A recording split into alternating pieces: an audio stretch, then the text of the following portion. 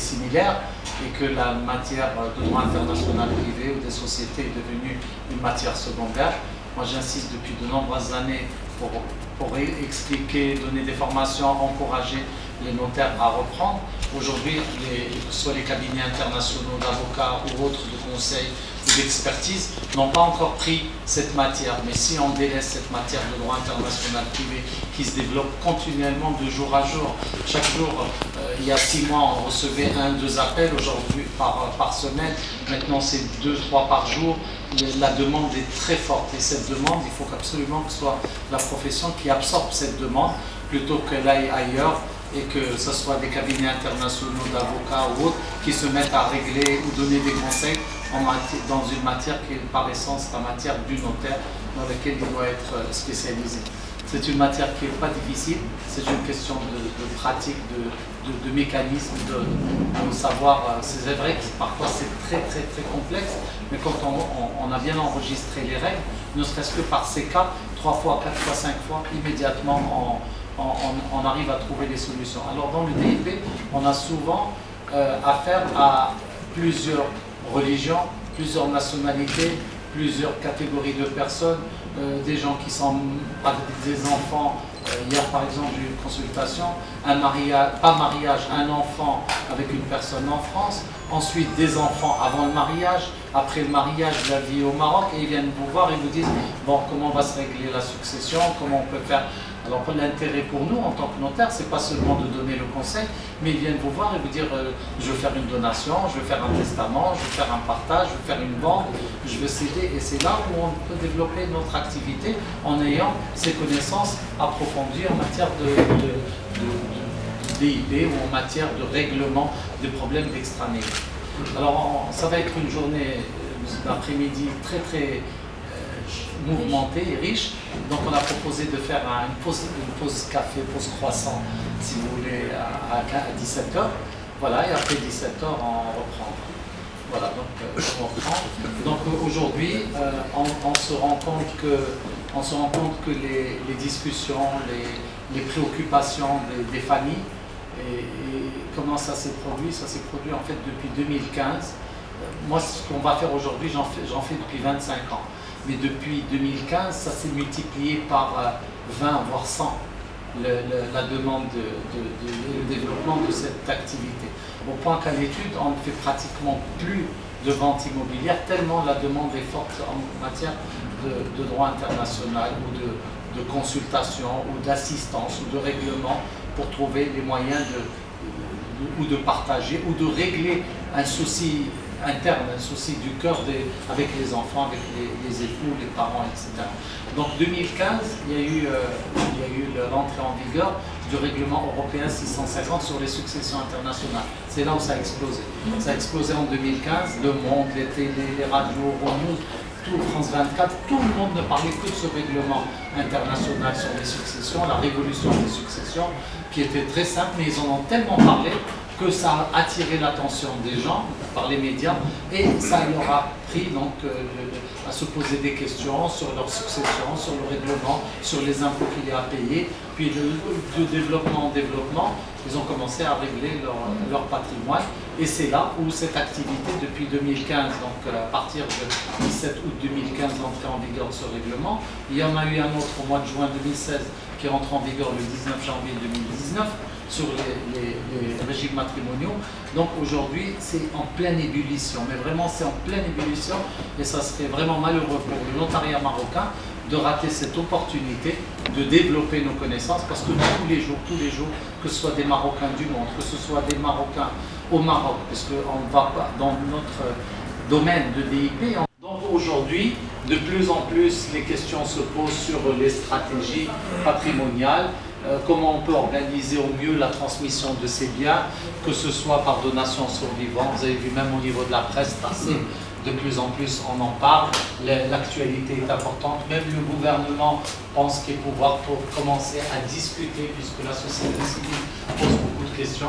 Moi plusieurs fois je leur ai dit, il ne faut pas parler des problèmes d'égalité entre hommes et femmes, mais commençons par la priorité, c'est de voir le problème passer, parce qu'il y a moyen de régler cette difficulté, parce qu'elle bloque l'économie. à faire. Et c'est pour ça que la dernière fois, lors de la précédente réunion, on a insisté pour développer l'essence du notariat qui est le droit de la famille. Donc ces stratégies, montage, les conseils peuvent intéresser des situations purement locales, comme elles peuvent intéresser un patrimoine international. Plusieurs éléments peuvent apparaître, des Marocains qui possèdent un patrimoine exclusivement au Maroc, des mariages à l'étranger, double nationalité, les époux de confessions différentes, c'est le cas de personnes, et trouver des aménagements par l'intermédiaire de testaments, par des donations, par des usufruits, souvent pour prémunir le conjoint survivant, voir les enfants, voir lorsqu'il n'y a que des filles, pour aider les filles à profiter. Le problème, c'est des enfants qui font des études à l'étranger et des enfants ou des gens qui ont été vivre à l'étranger, des Marocains, qui se retrouvent héritiers ou donataires de biens situés au Maroc. Et là, ils se retrouvent soumis à la fiscalité internationale. On va voir les cas pratiques, c'est l'article 750 ter du Code général des impôts. Aujourd'hui, de plus en plus, on reçoit des appels téléphoniques de notaires français qui font des enquêtes au Maroc, qui demandent de faire des inventaires pour des biens situés au Maroc, pour les obliger à déclarer. Parce que les notaires ont été condamnés en France de ne pas faire des investigations nécessaires auprès du pays dans lequel le défunt aurait eu sa résidence ou aurait eu des héritiers. Et comme vous le savez, l'échange d'informations électroniques qui va entrer certainement en vigueur en 2019 entre l'État marocain, le fisc marocain et l'OCDE va permettre d'avoir, par une simple information électronique, savoir qui a quoi dans n'importe quel pays, les comptes bancaires et tout. Donc l'élément de l'échange d'informations, vous pouvez rechercher sur internet, vous verrez, ça c'est vraiment de l'actualité, pas future, hein, c'est vraiment des choses qui se préparent pour les mois à venir. L'échange d'informations, donc quand vous avez par exemple un Marocain qui hérite au Maroc mais il est résident en France, ben, il est obligé de déclarer les biens qu'il a hérités, il est obligé de déclarer l'ex-ISF, il est obligé de déclarer les comptes bancaires sous sanction pénale. Et tout ça, c'est des conseils que nous, on peut donner. Et en donnant ces conseils, on montre la compétence du notaire et l'intérêt du notaire. Voilà, donc tout ça vient du fait qu'il y a une mobilité qui est très grande.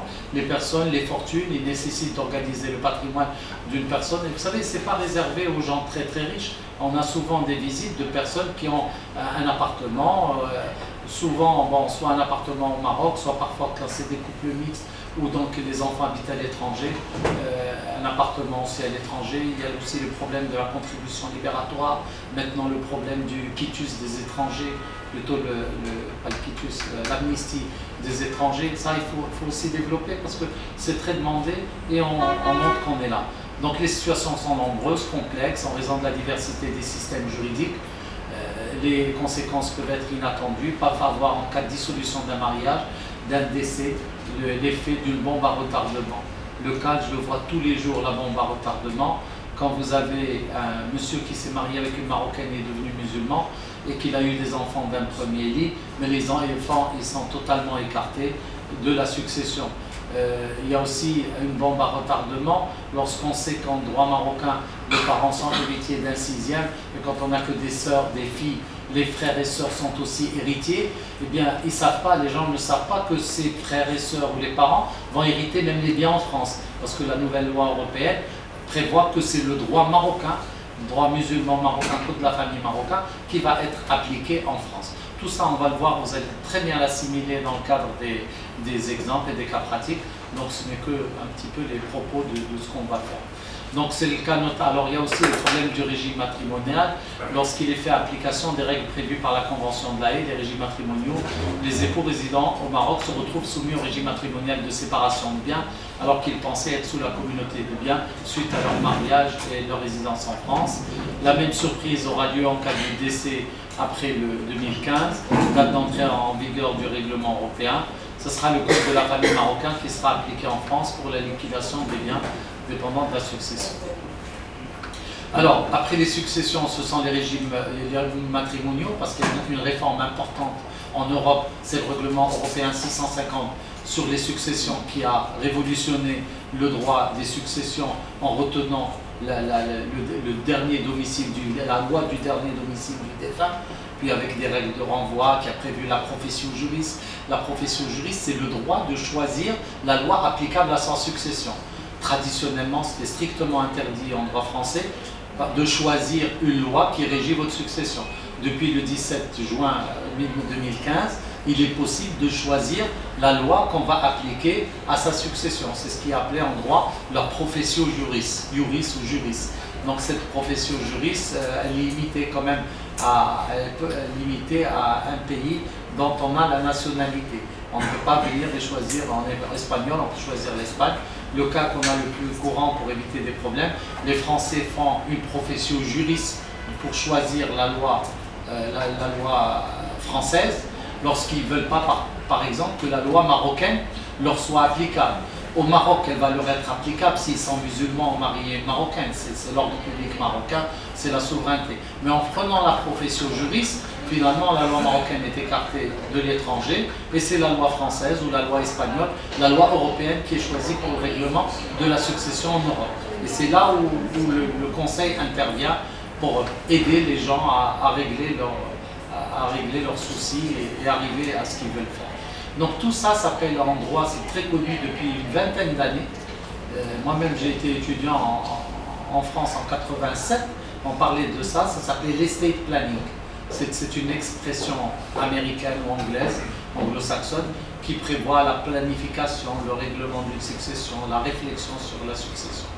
Donc on propose des moyens tels que choisir la loi applicable à sa succession par la profession juriste, le changement de domicile, le démembrement de la propriété, vous connaissez bien l'usufruit, le transfert de patrimoine au nom d'une personne morale, l'optimisation, mais le meilleur moyen, vraiment le meilleur moyen de conseiller, c'est l'optimisation dans l'utilisation des règles applicables en matière de testament. C'est-à-dire qu'on maîtrise bien les testaments dans chaque pays et on applique les testaments parce que quand même le testament vous permet de rester maître de vos biens, de ne pas vous dessaisir, de pouvoir à n'importe quel moment l'annuler et de faire un autre testament. Et donc ça reste quand même un instrument très souple qui nous est offert pour conseiller dans ce domaine très particulier. Donc les systèmes juridiques se croisent, se confrontent et s'opposent, les systèmes juridiques marocains, musulmans, les systèmes juridiques anglo-saxons, les systèmes juridiques français, européens, allemands. Il y a aussi des systèmes très particuliers, suisses et ailleurs. Donc la gestion de la transmission du patrimoine ou l'anticipation, l'estate planning veut dire l'anticipation du règlement d'une succession, permet d'éviter des surprises en droit international dans le cadre de la transmission du patrimoine. Alors, aujourd'hui, les surprises, les plus grosses surprises que nous avons, elles sont en matière fiscale.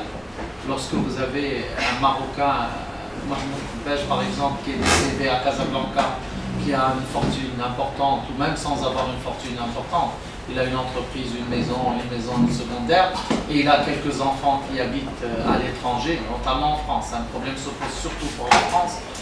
Nous sommes obligés de déclarer le bien, donc les héritiers en France sont obligés de déclarer les biens et payer des droits de succession qui peuvent monter jusqu'à 45% de son patrimoine.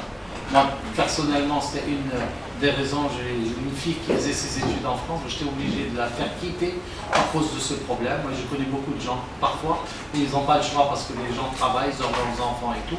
Donc là aussi, il faut qu'on essaie de trouver un mécanisme pour que ceux qui habitent en France ne soient pas défavorisés par rapport à ceux qui habitent au Maroc, parce que ceux qui habitent au Maroc ne paieront pas de droits de succession, ceux qui habitent en France paieront.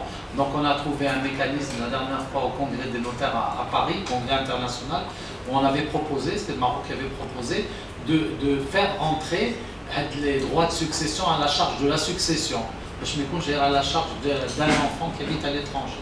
Donc ça, c'est un des gros problèmes qui se posent aujourd'hui, parce que je vous dis, le système d'échange d'informations électroniques oblige les notaires, par exemple, une déclaration de succession est déposée en France pour une personne qui a un patrimoine ou un bien en France, ou même un héritier qui est obligé de déclarer. Le fisc français va taper le nom du défunt et saura tout ce que le défunt a laissé au Maroc et l'évaluation du bien. Il peut même avoir une réponse écrite de l'administration fiscale. Donc le monde a changé. C'est pour ça qu'aujourd'hui, tout le monde se préoccupe de cette situation. Le monde a changé à cause des problèmes de terrorisme, à cause des problèmes de blanchiment d'argent, à cause des drogues. Et la dernière étape, il y a cette étape, l'échange d'informations électroniques. Donc l'échange d'informations électroniques est quelque chose de très très important. C'est une vitrine, Monsieur le Président. C'est une vitrine, si vous voulez, c'est tous les pays du monde entier, tous les pays du monde entier sauront tout ce que vous possédez dans le monde entier. Je parle du client. Donc il est important aujourd'hui de ne plus dissimuler. Il y a quelques années, les notaires français disaient bon, ce qu'il y a au Maroc, ça ne me regarde pas, vous allez voir les deux notaires marocains. Ce qu'il y a en France aujourd'hui, ça a changé. C'est totalement différent. Échange d'informations. Les notaires français ont été condamnés parce qu'ils n'ont pas fait des investigations. Ils sont venus l'autre jour au consulat de France à Rabat et à Casablanca. Ils nous ont signalé qu'ils sont obligés, on leur a demandé, les autorités leur ont demandé de faire des investigations. Et vous ne serez pas étonné de recevoir des appels téléphoniques de notaires ou de confrères suite à des biens situés au Maroc. Alors que le Conseil national des notaires a fait part au directeur général des impôts de cette situation qui est anormale. Pourquoi elle est anormale? Parce qu'on est obligé de vendre notre patrimoine, de demander l'autorisation à l'office d'échange pour payer des droits de succession à l'étranger pour un patrimoine qui est marocain, d'origine marocaine et qui a toujours été au Maroc. Donc nous attendons les études de la direction des impôts pour essayer de trouver une solution similaire ou trouver un moyen pour que le droit du sol, c'est-à-dire les biens situés de territorialité plutôt en matière fiscale, ne soient pas touchés, les biens lorsqu'ils sont situés au Maroc ne soient pas touchés par les biens situés à l'étranger. Donc il n'y a pas d'évidence dans ce qu'on va aller voir. Aujourd'hui, les solutions ou des solutions incontestables, c'est du cas par cas.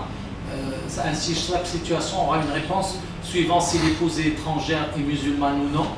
Donc dès qu'ils viennent vous voir, la première question qu'on leur pose gentiment, où est-ce que vous êtes converti? Vous n'êtes pas converti parce que la conversion ou non change totalement.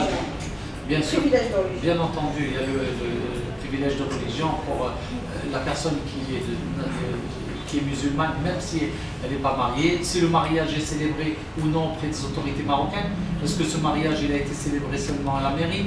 Parfois il y a eu des enfants avant d'avoir célébré le mariage.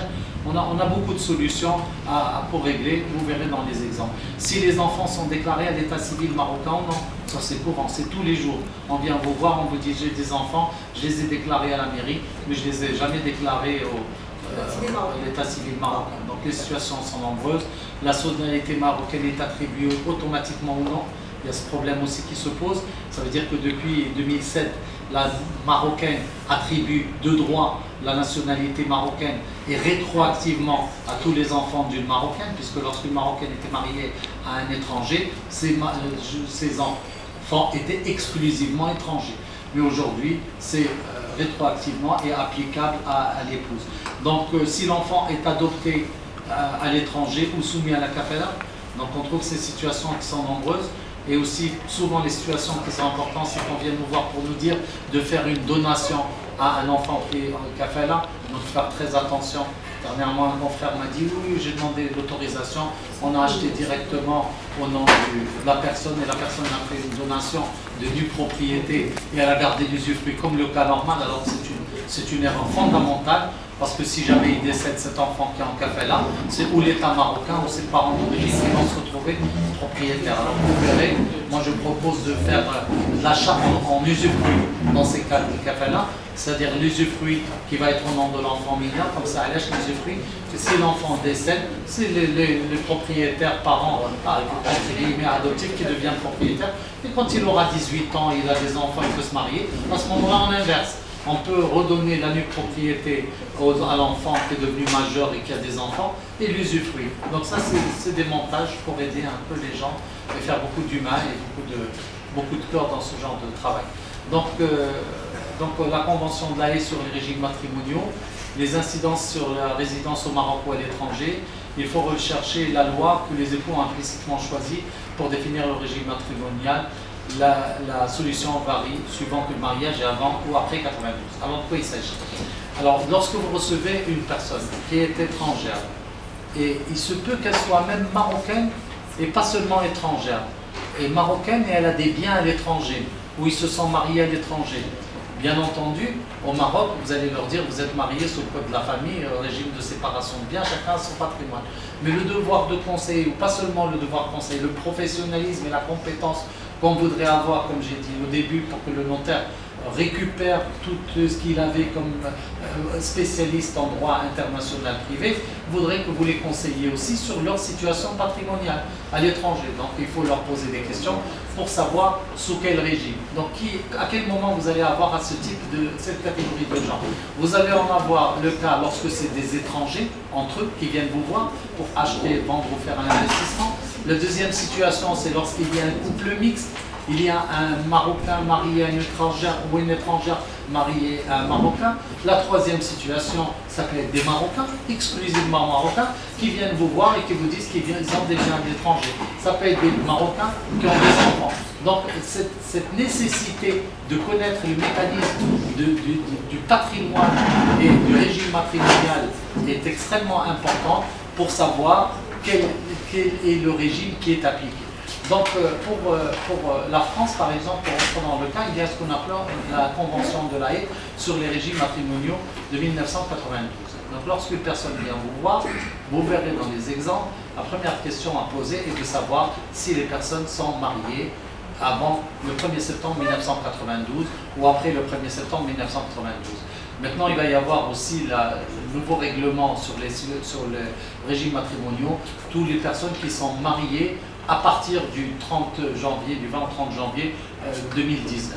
Donc tout ça, on le verra dans le cadre des exemples qui vont suivre. Donc les époux mariés avant le 1er septembre 1992, les règles françaises de conflit de loi retiennent le principe de l'autonomie de la volonté, c'est-à-dire la loi que les époux sont réputés avoir implicitement choisi. Le critère retenu est celui du premier domicile matrimonial des époux et la jurisprudence française exige que ce premier domicile matrimonial présente un caractère de stabilité, c'est-à-dire au moins 2 ans. Un exemple.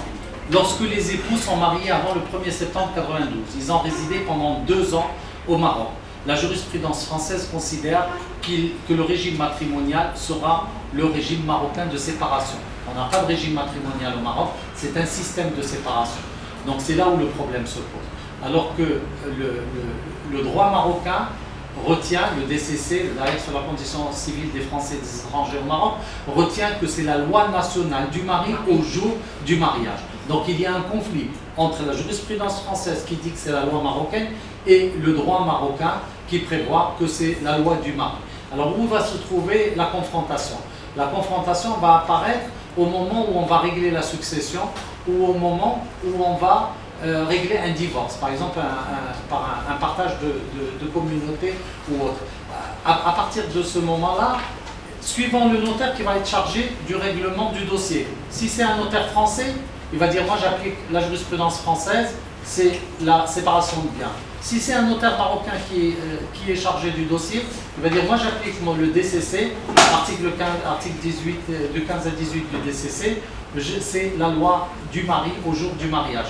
Et on va se trouver dans une situation qui est vraiment inconfortable pour les héritiers, pour les époux, parce que l'impact est important. Soit on est marié en séparation, chacun a ses biens. Si on est marié en communauté, tous les biens acquis depuis le mariage vont appartenir à tous les époux, les biens, les comptes, etc. Donc la question de régime matrimonial est extrêmement importante. Donc les époux mariés après le septembre 92, les règles applicables ont été fixées par la Haye, la loi de l'État sur le territoire où les époux établissent leur première résidence habituelle. Pas d'exigence de durée. Lorsque les époux sont mariés après septembre 92 et qui n'ont pas établi de contrat de mariage, le régime matrimonial change du fait du changement de résidence. Alors je reprends. Il y a pour le moment, à la date d'aujourd'hui, 2 mécanismes. Les époux qui se sont mariés avant 92, ils viennent vous voir et vous disent qu'ils ont vécu au moins 2 ans. C'est la condition qui est exigée par le droit français ou la jurisprudence française. Je leur pose la question, je leur dis où vous avez habité dans les 2 années qui ont suivi votre mariage. S'ils me disent on a habité en France, on me dit vous êtes marié sous le régime de la communauté. S'ils me disent on s'est marié en France et on est venu tout de suite s'installer au Maroc ou on s'est marié devant les au Maroc, je leur dis pour le droit international français, vous êtes marié sous le régime de la séparation de Marocains parce que vous êtes venu vous installer au Maroc. Ça c'est des époux mariés avant 92. Pour les époux mariés après 92, c'est le premier domicile. Il n'y a pas cette exigence de 2 ans. Dès qu'on s'installe dans un pays au moment de son mariage,